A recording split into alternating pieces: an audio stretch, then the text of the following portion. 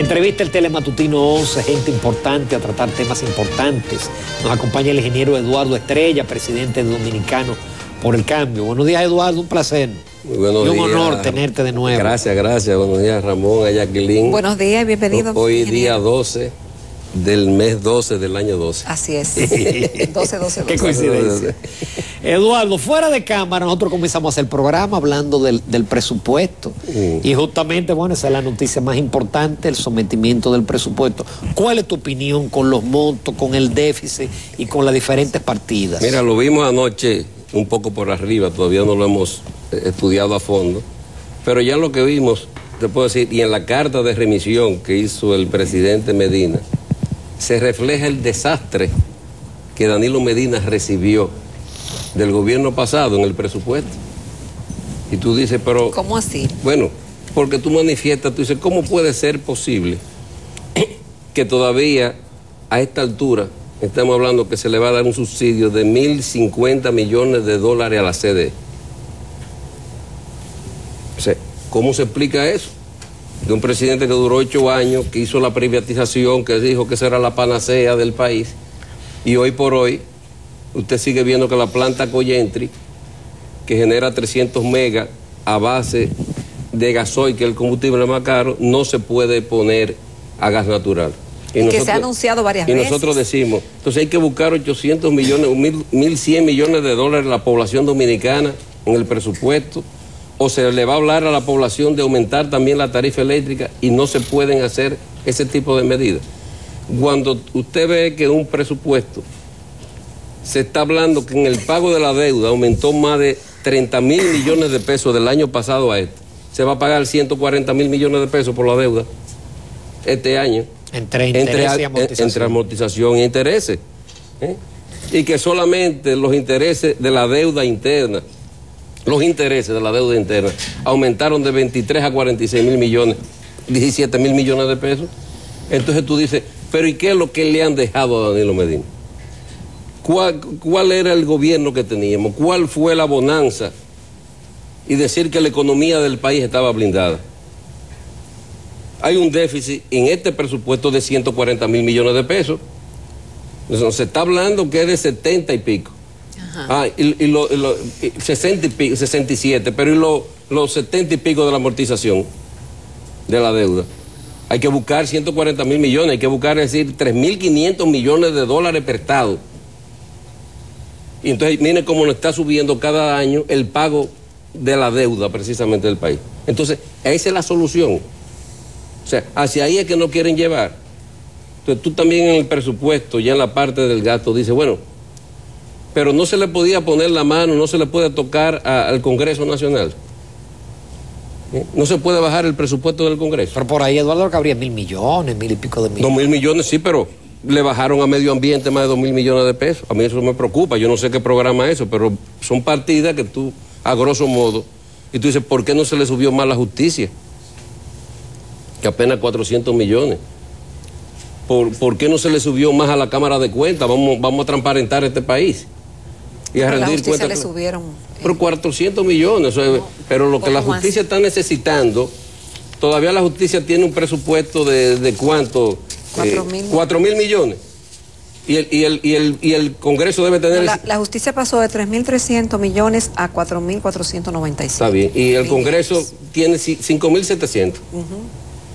¿Se parece eso lógico? Hay más jueces que legisladores. Relaciones Exteriores tiene 6.000 millones de pesos. O sea, no se le iba a poner la mano a reducir el servicio exterior dominicano. O sea, se ha anunciado en diferentes ocasiones, pero no se ha hecho nada. Al Congreso y a Relaciones Exteriores no se le puede poner la mano.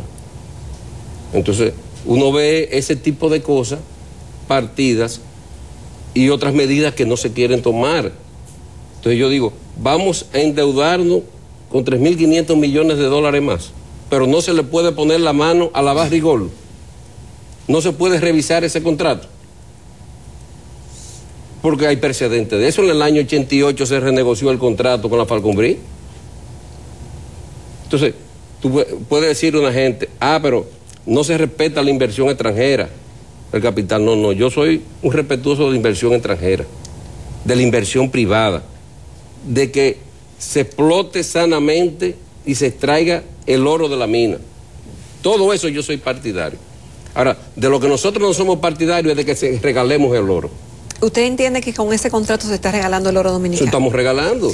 ¿Qué habría que corregir? Pero el Estado, fíjate, está recibiendo en ese contrato, en este año que viene, el Estado va a recibir el 3% de la venta de un contrato que la onza de oro cuando se hizo estaba a 400 millones de dólares y hoy está a 1.800 millones de dólares. Entonces ese aumento... la onza. Sí. Entonces ese aumento en la onza de oro es un beneficio. Y yo siempre escuché a don Fernando León, un gran empresario, y he escuchado a don Pepín Corripio decir que el negocio que no gane en las dos partes no es negocio. Entonces no puede ser que la más gane la barre y el Estado dominicano, que es propietario de mí, el pueblo dominicano, entonces no tenga ningún beneficio de esa explotación. Explíqueme eso. Como tú señalas, Eduardo, hay precedentes y el doctor Balaguer renegoció con la Falcon Bridge y no se aludió nunca que hubo afectado el clima de negocio, de inversión extranjera. Por eso. ¿Y por qué eso no se puede hacer? ¿Y por qué aquí no se puede renegociar el contrato con los generadores? ¿Por qué no se puede? ¿Por qué eso no se puede hacer? Ustedes creen ahí, yo le pregunto, ¿qué es justo, Jacqueline? Que si tú instalas una planta carbón, que el costo de venta de la energía eléctrica, vamos a decir, es 7 centavos de dólar, por poner un ejemplo. Entonces, porque entre una planta al sistema más deficiente en una hora pico, que en ese momento esa otra planta que entre con búnker o con gas natural como Coyentri, el precio sea 20 y pico. Entonces ya también a ti que se te pagaba 7 centavos de dólares, ya se te paga 25. Porque el sistema entró a la más cara y a todo hay que pagarle 25. Pero dígame, ¿en dónde eso tiene una lógica y una razón de ser? Porque lo dice la ley, pero eso no se puede modificar de la ley. Porque usted no le está violando al contrato. Usted le hizo un contrato a una persona y yo le digo, yo le voy a comprar a usted la energía eléctrica a 7 centavos de dólar. Y usted le está respetando eso. Ahora, lo que usted no puede hacer, porque entre otra planta más cara, pagarle de 7 a 20. Eduardo, pero al margen de la renegociación de esos dos contratos, en tu visión del monto del presupuesto, ¿tú crees que debió reducirse el monto total del presupuesto para reducir más el déficit? Me preocupa que no se vaya a caer otra vez en lo que venía haciendo Leonel Fernández, que nosotros lo dijimos varias veces en este programa, que cada año se sobreestimaba los ingresos y se subvaluaba los gastos. Es decir, sabiendo de antemano que se iba a ingresar menos dinero, o sea, menos de lo que estimaban, porque con todo eso este año aumentó un 15% los ingresos. Lo que pasa es que no llegó a lo que estimaron. ¿Entiendes? Hacían una sobreestimación para después decir vamos a hacer una reforma fiscal o vamos a buscar dinero prestado. ¿Entiendes? Eso me preocupa. O que también se subestimen los gastos, es decir, en partida que tú sepas de antemano que vas a gastar más, como hicieron este año pasado. Pusieron creo que 200, 300 millones para la CDE y después se destaparon que no, que fueron 1.250. Oye, entonces tú dices, o es una incapacidad, una ineficiencia. Yo vi al expresidente que decía en un programa, no, la razón del déficit fue que de 250 que estimamos para la CDE subió a 1.250. 5 veces. Y eso ya no pasó nada. Y no hay responsable, ni una explicación, ¿y por qué? Porque eso es lo que también la gente quiere aquí. Que se den cuenta clara. La gente está cuestionando, Ramón, y tú eres ingeniero, el costo de una serie de obras. Yo creo que si se quiere, hay transparencia y no hay problema en esas obras. Yo creo que ahora la Navidad fuera un buen momento para regalar un álbum de CD con todos los presupuestos y la ejecución de esas obras. Así como regalan álbum de CD, luego reserva de canciones. Decir, mire, para que la población tenga conocimiento, mire, ahí está todo el presupuesto y la ejecución del parqueo de la UAS, de la Torre de Bellas Artes, de la carretera Jarabacoa, el cruce del río Constanza, que en 20 y pico de kilómetros encontró 100 millones de dólares. Eso no se puede explicar. ¿A qué se le teme? ¿Por qué no se publican mensualmente las ejecuciones presupuestarias? ¿Por qué? Y eso se hacía antes, sin haber una ley de transparencia. Por eso que yo digo que la mano no es solo aprobar leyes, Si se aprueban las leyes y no hay la voluntad política de aplicar esas leyes, no hacemos nada con eso. Entonces, antes cuando no había la ley de transparencia, se publicaban 8 y 10 páginas en los periódicos y cuando eso no había internet. Ahora le sale hasta más barato. Los ingenieros que eran mala paga, la ferretería lo detectaban porque salía el pago. Yo iba a la Jacqueline, yo iba a supervisar una obra y la asociación de padres amigos de la escuela no esperaba con la cosa, decía, mira, nosotros sabemos que el ingeniero este mes se le pagó 500,000 pesos. Lo marcaban, la comunidad, como dicen los ferreteros, los obreros. O sea, nadie podía dejar de pagar. Y la gente le daba un seguimiento a esa obra. Eduardo, eso decía hace 20 años. Eduardo, con tu permiso, vamos a una breve pausa comercial. Volvemos porque además del presupuesto tenemos otros temas de interés con el ingeniero Eduardo Estrella Virella. Quédense con nosotros en el Telematutino 11. Bueno, señores, esta mañana en Telematutino 11 estamos conversando con el ingeniero Eduardo Estrella, presidente del Partido Dominicanos por el Cambio. Ingeniero, para pasar a otro tema, el presupuesto, del presupuesto a otros temas también de mucho interés. Uno de los aspectos relevantes es, por ejemplo, que la nómina se mantiene a septiembre del 2013. ¿Eso le merece algún comentario? Seguro, porque la nómina pública para nadie es un secreto cómo se ha abultado.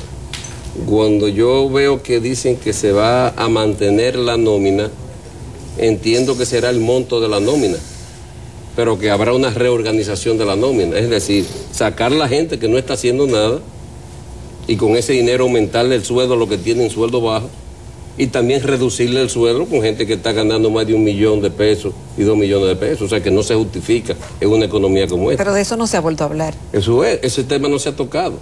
Fíjate que en el Congreso hay una ley de regular el salario y eso ya quedó en letra muerta. Yo entiendo que aquí hay que organizar eso. Porque que cada institución al país se acostumbró a que anduviera como chivo sin ley, que cada quien hace lo que quiera, que cada quien abría una cuenta también bancaria. Y es momento de decir, bueno, porque hay que poner obligatoriamente, urgentemente, la cuenta única del Tesoro Nacional. El presidente se comprometió a febrero del año que viene. Bueno, con eso. Por eso te digo, ojalá que se haga. Porque es que hay que controlar, el Estado no puede estar manga por hombro. Y la gente esperando y todos los días se le habla de aumentar impuestos.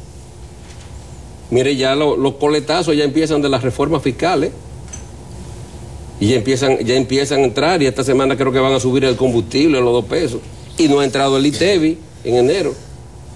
O sea, que por eso la clase media y los profesionales mayormente se han manifestado y se han empoderado porque conocen y han visto más o menos lo que significa la reforma.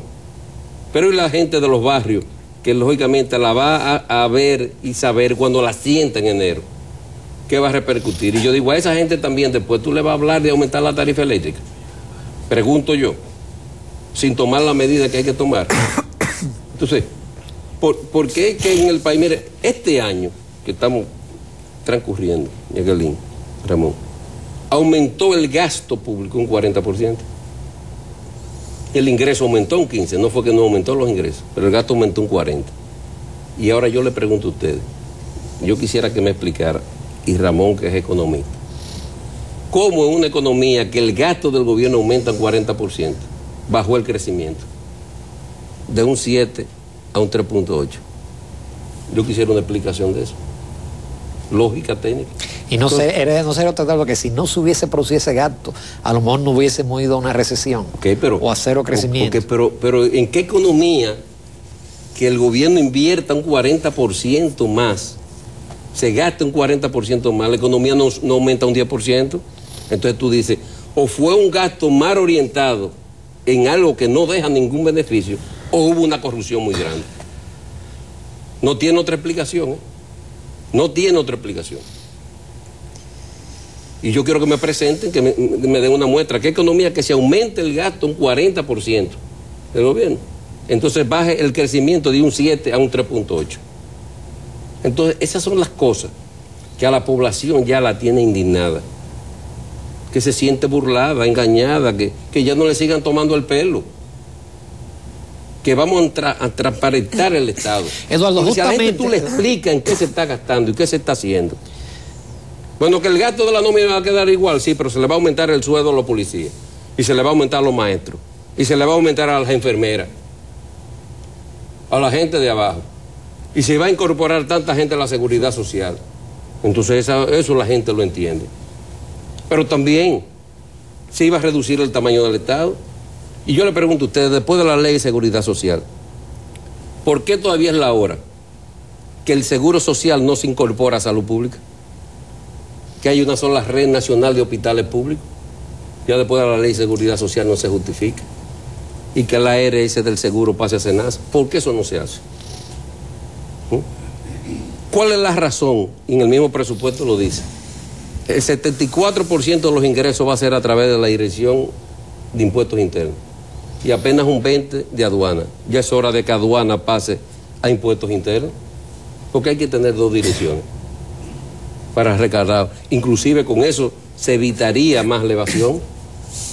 Porque había un solo control de la entrada de aduana y del comercio. Se pudiera ese organismo controlar más. Y son de las cosas que tú te preguntas, ¿por qué no se hace? ¿Qué lo impide? ¿Cuál es el obstáculo?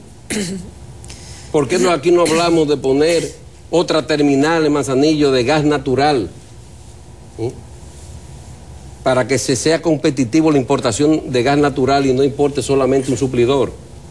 Y que podamos de una vez y por todas llevar al transporte público y al transporte privado el gas natural. ¿Por qué todavía siguen esos intereses que no permiten eso con el gas propano? Que se perjudique el Estado y que se perjudique la población. Antes decían que en una estación de gasolina no podía haber gas natural. Y yo fui a Panamá y de 4 estaciones de gasolina que fui, habían 2 que tenían gas natural. Y yo dije, oh, en Panamá se puede y aquí no. ¿Y por qué no se puede hacer eso? Que el transporte sea barato.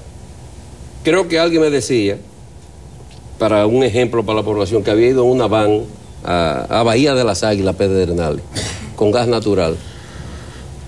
Y habían gastado creo que 800 pesos. Y lógicamente, como no hay bombas donde echarle en el camino de gas natural, ya para acá tuvieron que regresar en gasolina y gastaron 4,000. Eduardo. Y es un combustible menos contaminante. Eduardo, tú has estado participando, has asistido a alguna de las protestas, creo que estuviste en la del pasado domingo. Sí, yo estuve. En la de Nove. ¿Qué futura tú le auguras a ese proceso de protestas novedoso con clase media? No, que eso cada vez tiene que ir en aumento, Ramón, porque es que si no se satisfacen los reclamos de la población, de lo que están yendo ahí y de lo que no están yendo, pero que tú lo que te topas con muchachos jóvenes, que tú antes decías, la juventud no ten eso y no, una juventud que se está tirando a la calle, pero también tú encuentras, óyeme, yo vi ahí señoras de 75, 80 años. Había una señora que me dijo, Eduardo, estoy aquí porque no hubo manera de que mi suegra quería venir aquí y tuve que traerla. Y la suegra estaba adelante, ahí la vista ahí haciendo esfuerzo y esto no puede seguir. Oye, cuando tú de la población, es una señora, ¿por qué? Porque esa población se siente golpeada. Porque seguro esa señora dice, yo tengo un dinerito en el banco y ahora me le van a poner impuestos los intereses. ¿Y por qué yo tengo que pagar y yo voto este desastre? Y no se castiga a nadie. Y tanta gente cambiando su nivel de vida. Porque ahora hay instituciones aquí que el estatus es que los incumbentes que pasan por ahí tienen que tener 2 helicópteros. Pero eso no se veía antes.